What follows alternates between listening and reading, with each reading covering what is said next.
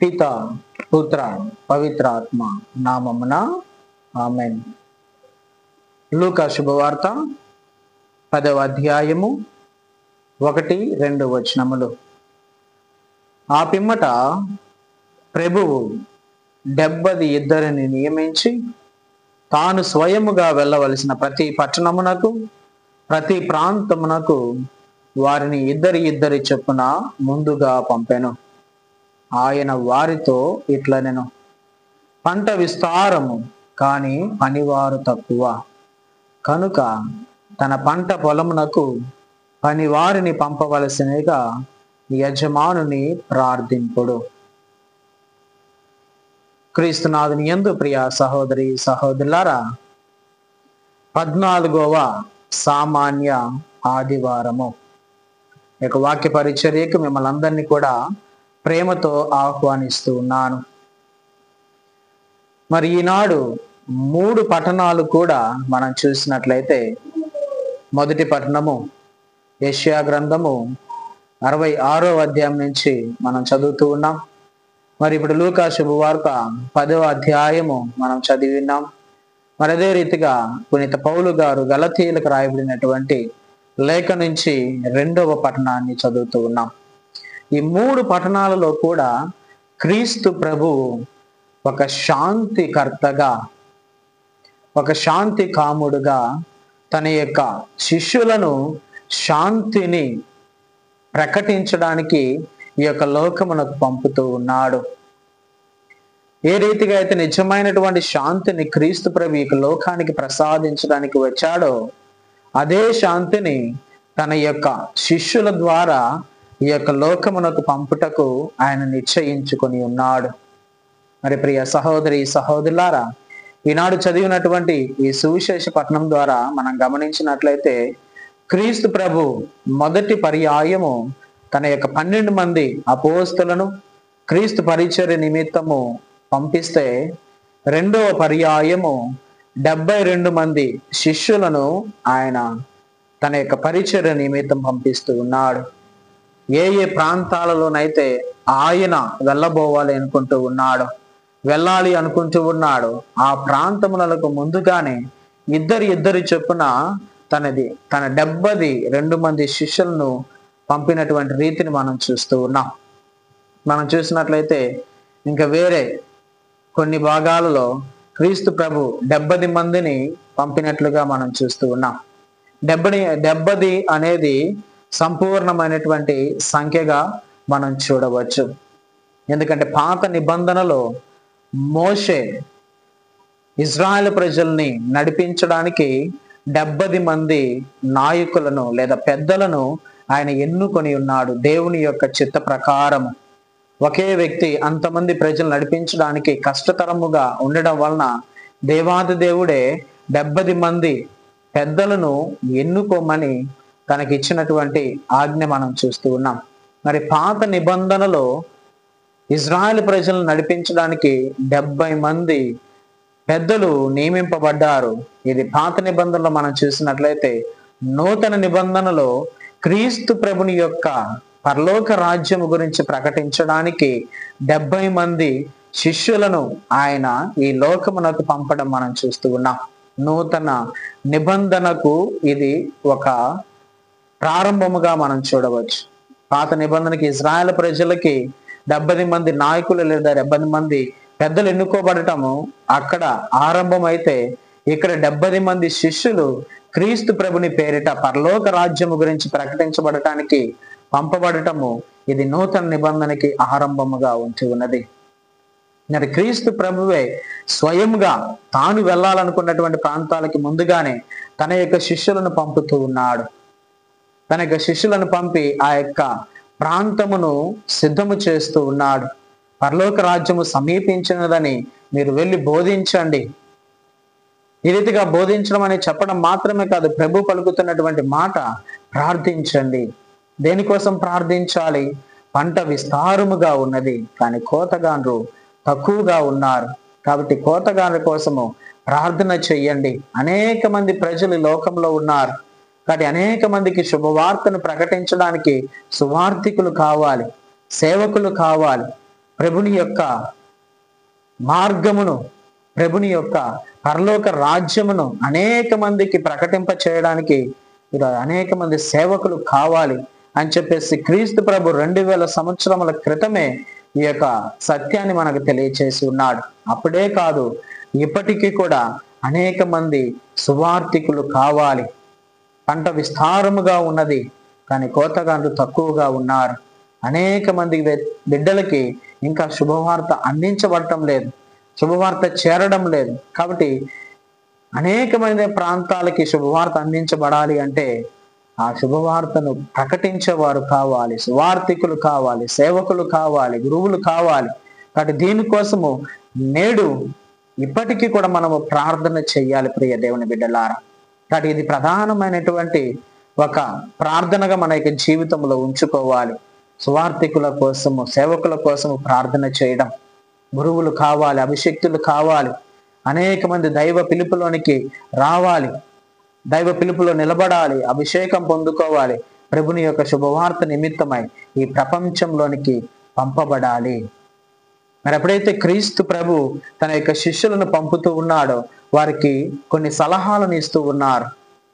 మీరు వెళ్ళేటప్పుడు ఎలాగ వెళ్ళాలి అన్నటువంటి విషయాలను తెలియచేస్తూ మరి ఎటువంటి వ్యక్తుల మధ్యకి ఆయన తన శిష్యుని పంపిస్తూ ఉన్నాడో కూడా ముందుగానే జాగ్రత్తలు చెప్పి ఉన్నాడు. మనం చూసినట్లయితే వాక్యం సెలవిస్తుంది, మీరు పొండు, ఇదిగో తోడేళ్ల మధ్యకు గొర్రె పిల్లల వలె మేము పంపుచున్నాను. ప్రభు ప్రారంభంలోనే చెప్పి ఉన్నాడండి.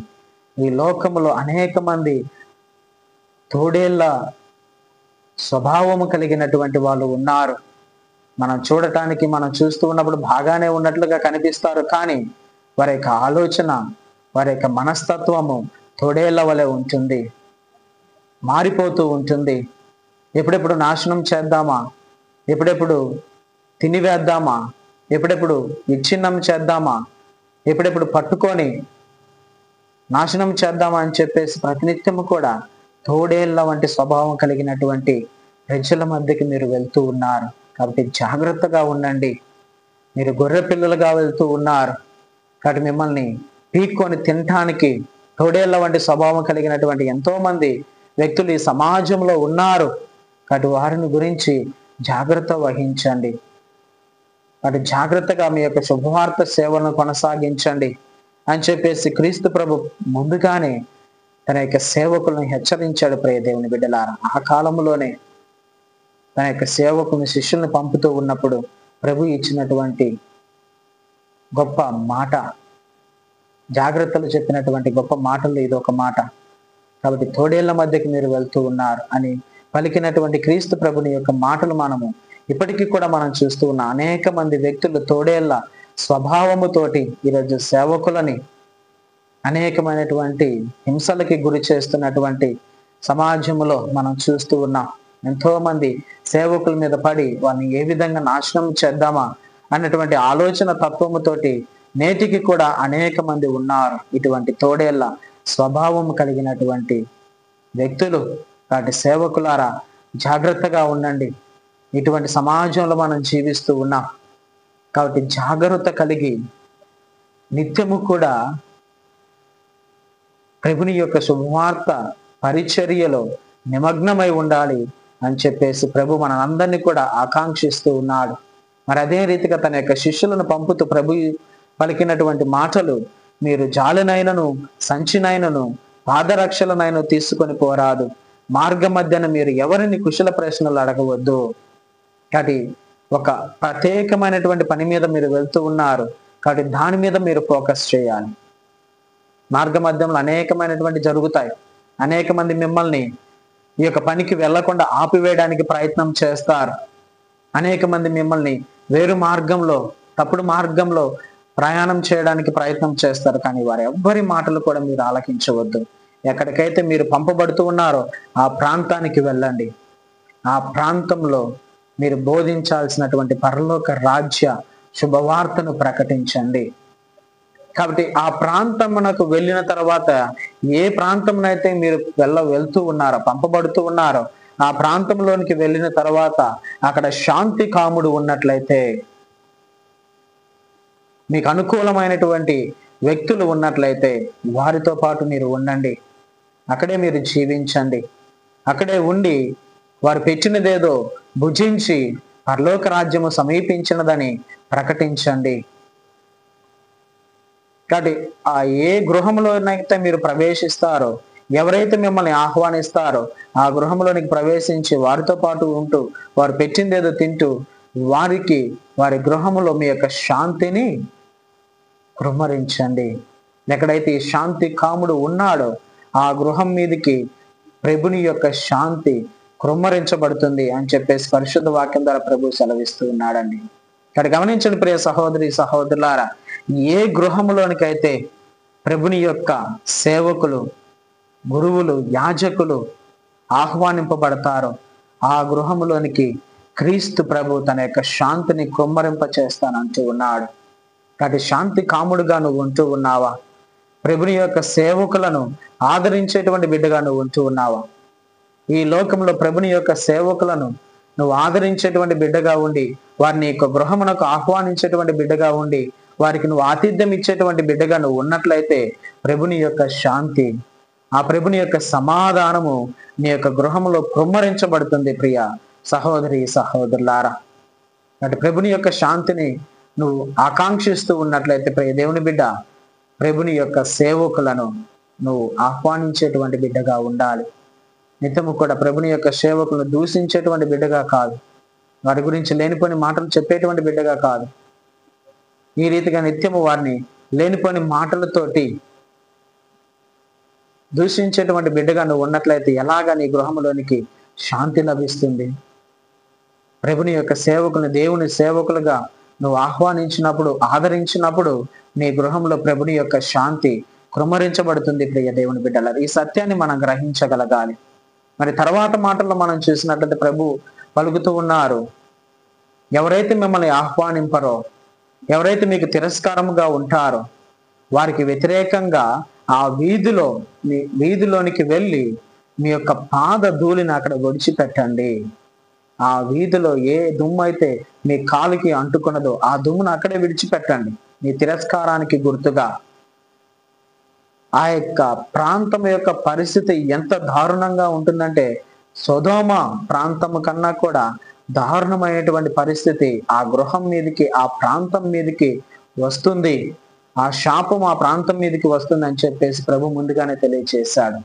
కాబట్టి సమాజంలోనికి మనం వెళ్ళినప్పుడు కొంతమంది మనల్ని అంగీకరించి స్వీకరించే వాళ్ళు ఉంటారు. ప్రభుని అంగీకరించి స్వీకరించే వాళ్ళు, ప్రభుని యొక్క వాక్యాన్ని అంగీకరించి స్వీకరించే వాళ్ళు ఉంటారు. ఎవరైతే ప్రభుని అంగీకరించి తన యొక్క వాక్కును స్వీకరిస్తారో ఆ గృహం మీదకి తన యొక్క శాంతిని ప్రభు కుమ్మరిస్తానంటూ ఉన్నాడు. ఎవరైతే దాన్ని తిరస్కరిస్తారో దానికి తిరస్కారానికి గుర్తుగా ఆ ప్రాంతం మీదకి తన యొక్క శాపమును ప్రభు తీసుకొని వస్తానని చెప్పేసి వాక్యం ద్వారా సెలవిస్తూ ఉన్నాడు. ప్రియ దేవుని బిడ్డలారా, కాబట్టి 14వ సామాన్య ఆదివారం రోజు ఈ ప్రజల్లోనికి పంపబడుతున్నటువంటి సేవకులు, యాజకులు, ప్రియ దేవుని బిడ్డలారా గమనించండి. మనం వెళ్ళేటువంటి ప్రాంతంలో అందరూ మనకి అనుకూలంగా ఉంటారు అని చెప్పేసి మనం ఎప్పటికీ కూడా అనుకోకూడదు. ఎప్పటికీ కూడా అటువంటి ఆలోచనతో మనం ఆ ప్రాంతానికి సేవ చేయడానికి వెళ్ళినట్లయితే మన యొక్క సేవను కొనసాగించలేము. క్రీస్తు ప్రభు ముందుగానే పలుకుతూ ఉన్నాడు, నువ్వు వెళ్ళినటువంటి ప్రాంతంలో నీకు అనుకూలమైనటువంటి వాళ్ళు ఉంటారు, నీకు వ్యతిరేకమైనటువంటి వాళ్ళు ఉంటారు. కాబట్టి వ్యతిరేకమైనటువంటి వాళ్ళని చూసి నీ యొక్క సేవను చేయటం ఆపివేయడం కానీ, లేదా ప్రభుని యొక్క పరలోక రాజ్యం గురించి ప్రకటించడం ఆపివేయడం కానీ నువ్వు మానవద్దు. ఇప్పుడు ఎవరైతే ప్రభుని స్వీకరించడానికి తిరస్కరిస్తూ ఉన్నారో వారికి కూడా పరలోక రాజ్యం సమీపించినదని చెప్పేసి మనం బోధించాలి. అదే పరిశుద్ధ వాక్యం సెలవిస్తుంది. 10వ అధ్యాయము 12వ వచనం మనం చూసినట్లయితే 11వ వచనం, మా కాళ్ళకు అంచిన మీ పట్టణ మందలి దుమ్మును మీకు వృద్ధముగా ఇచ్చటనే దులిపివేయుచున్నాం, అయినను దేవుని రాజ్యము సమీపించి ఉన్నదని గ్రహింపుడు అని వారితో చెప్పుడు. వాళ్ళు మిమ్మల్ని అంగీకరించకపోయినప్పటికీ కూడా ప్రభుని యొక్క వాక్యం ఏమై ఉన్నదో మనం బోధించాలి. నువ్వు బోధించేటువంటి మాటలు వారు స్వీకరించకపోవచ్చు, నిన్ను అంగీకరించకపోవచ్చు, నిన్ను దూషించవచ్చు, నిన్ను తరిమి వేయవచ్చు, ఆ యొక్క ప్రాంతం నుంచి నేను అనేకమైనటువంటి ఇబ్బందులకి గురి చేసి నిన్ను తరిమి వేస్తున్నప్పటికీ కూడా ప్రభుని యొక్క వాక్యం సెలవిస్తుంది, పరలోక రాజ్యము సమీపించదన్నది మాత్రము ఆ సత్యాన్ని వాళ్ళకి తెలియచేయండి. ప్రభు దగ్గరలోనే రానై ఉన్నాడు అన్నటువంటి సత్యాన్ని మాత్రం వారికి తెలియచేయండి. కాబట్టి ఈ వాక్యాన్ని ప్రతి ఒక్కరికి, అనుకూలుడికి ప్రతికూలుడికి, ప్రతి ఒక్కరికి కూడా పరలోక రాజ్యం, దేవుని రాజ్యం సమీపించినది అన్నటువంటి శుభవార్తను మాత్రము అందించాలి. కానీ అది వారు స్వీకరిస్తున్నారా లేదా అనే విషయము అది వారి మీదనే ఆధారపడి ఉంటుంది. ప్రియ సహోదరి సహోదరులారా, అది గమనించండి. ప్రధానముగా మనం చేయాల్సినటువంటి పని, క్రీస్తు ప్రభు పలుకుతూ ఉన్నట్లుగా పంట విస్తారముగా ఉన్నది కానీ కోతగాండ్రు తక్కువగా ఉన్నారు. కానీ దానికోసం ప్రార్థన చేద్దాం. ఈరోజు యావత్ ప్రపంచము అనేకమైనటువంటి విధాలుగా అభివృద్ధి చెందుతున్నప్పటికీ దేవునిలో తగ్గిపోతూ ఉన్నది. ఆత్మీయ జీవితంలో క్షీణించిపోతూ ఉన్నది. సువార్తను విశ్వసించడంలో నశించిపోతూ ఉన్నది. ప్రియ దేవుని బిడ్డలారా, ప్రార్థన చేద్దాం. అనేక విధాలుగా మార్పు చెందుతున్నటువంటి మానవాళి కోసం ప్రార్థన చేద్దాం. అనేక రంగాలలో ముందుకు అడుగులు వేస్తూ ఆధ్యాత్మిక రంగంలో మాత్రము వెనకడుగులు వేస్తున్నటువంటి మన ఈ లోకం కోసం ప్రార్థన చేద్దాం. ప్రతి ఒక్కరూ కూడా ప్రభుని అంగీకరించాలి. ఆయన నిజమైనటువంటి దేవుడు, ఇదే నిజమైనటువంటి మార్గము అన్నటువంటి సత్యాన్ని గుర్తెరిగి ఆ మార్గంలోనికి అడుగు పెట్టేలాగున, ఆయన అంగీకరించేలాగున, దేవుని యొక్క రాజ్యాన్ని స్వీకరించేటువంటి, ఆ దేవుని రాజ్యంలో ప్రవేశించేటువంటి బిడ్డలుగా ప్రతి ఒక్కరూ కూడా మారాలి అని ఈ సమయంలో ఆ దేవాతి దేవుని ప్రార్థన చేసుకుందాం. అందరం కూడా కళ్ళు మూసుకొని ప్రార్థన చేద్దాం. నాతో పాటు ప్రార్థనలో ఏకీభవించండి. పరిశుద్ధుడవు పరమ పవిత్రుడైన దేవా, పరలోక రాజ్యం మీకు వందనములు, స్తోత్రములు, స్తోత్రములు నాయన. ఇదిగో ప్రభా, శాంతికి కర్తవు, శాంతి దూతవు నీవే ప్రభా. మీ శాంతిని ప్రభ ఈ యొక్క లోకమునకు మీ సేవకుల ద్వారా ప్రసాదిస్తున్నటువంటి రీతిని బట్టి మీకు స్తోత్రములు. మీ 72 మంది శిష్యులను ప్రభ ఈ లోకంలోకి పంపి మీ యొక్క పరలోక రాజ్య వ్యాప్తిని గురించి, పరలోక రాజ్యం గురించి ప్రకటించమని ప్రభ పంపిన రీతిని బట్టి మీకు స్తోత్రములు. నాటి నుంచి నేటి వరకు అనేక మంది యాజకులను, గురువులను ప్రభ మీ యొక్క సువార్త నిమిత్తమై పంపిస్తూ ఉన్నారు. ఇదిగో ప్రభ, మేమందరము కూడా మీ యొక్క శుభవార్తను ప్రకటించేటువంటి బిడ్డలగముగా మమ్మల్ని మార్చండి.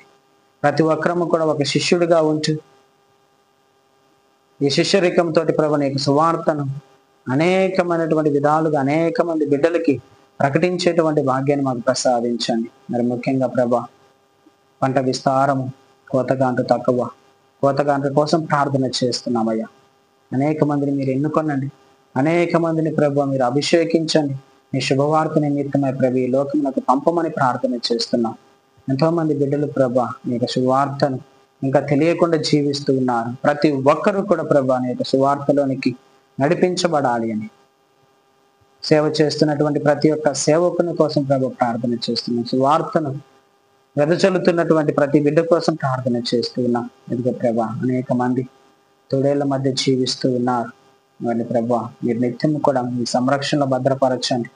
సమాజం ఇలా ఉన్నది, సమాజంలో ఉన్నటువంటి ప్రజలు ఎలాగ ఉన్నారు అని గుర్తెరిగి ప్రభ దాని ప్రకారం మీ సువార్తను ప్రభ దినదినము ప్రకటించి అభివృద్ధి పరిచేటువంటి భాగ్యం అందరికి కూడా ప్రసాదించమని ఈ మనవులు మన ఆదురైన యేసుక్రీస్తుని అతి పరిశుద్ధ నామములో వేడుకొని ప్రార్థన చేస్తూ ఉన్నాము తండ్రి. ఆమేన్.